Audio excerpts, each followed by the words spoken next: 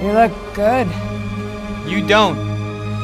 Hello guys, narito ng Tagalog breakdown ng isa na namang episode mula sa Agatha All Along. Ano-ano kaya mga detalye, Easter eggs at references na hindi mo napansin sa episode 8.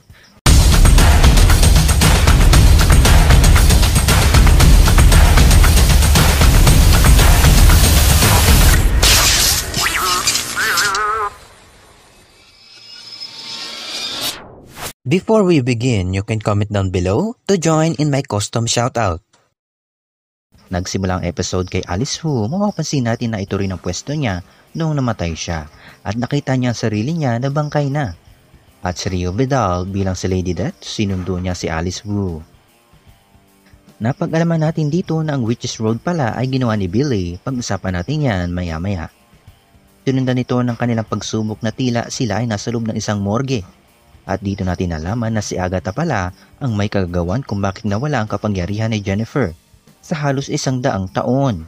Kaya noong kinumpronta ni Jennifer si Agatha upang maibalik ang kanyang kapangyarihan, siya ay malaya na sa Witch's Road dahil nakuha na niya ang hinihiling niyang maibalik ang kanyang kapangyarihan. Sinabi naman ito ni Billy. Do you think I can bring Tommy back? At totoo yun. Kayang-kaya niyang maibalik ang kanyang kapatid upang mabuhay muli gaya ng ginawa ng kanilang nanay. At maya-maya marininig natin ang ilan sa mga reference sa WandaVision. Boys, thanks for choosing me to be your mom. At dito na binigyan ng buhay ni Billy ang kanyang kapatid sa pamamagitan ng isang batang nalunod sa swimming pool. Nangangahulog ang kaluluwa ni Tommy ay mapupunta sa batang nalunod. Matapos niyang makuha ang hiling niya, naglaho si Billy. At nalaman natin dito na ang kapirasong buhok sa kanyang kwintas ay galing pala sa anak niya na si Nicholas Scratch. At ito ang magiging susi niya para makalabas sa pagsubok. Nagbabalik muli si Lady Death at sa kanilang paghaharap, naalala ni Agatha ang ilan sa mga ginawa nila sa Witch's Road. Dito na lumabas ang ating Billy Maximoff at ang suot niya ay halos kaparehas ng nasa comics. Ibinigay ni Billy ang kapiraso ng kanyang kapangyarihan kay Agatha at nagbabalik ang kanyang iconic na costume.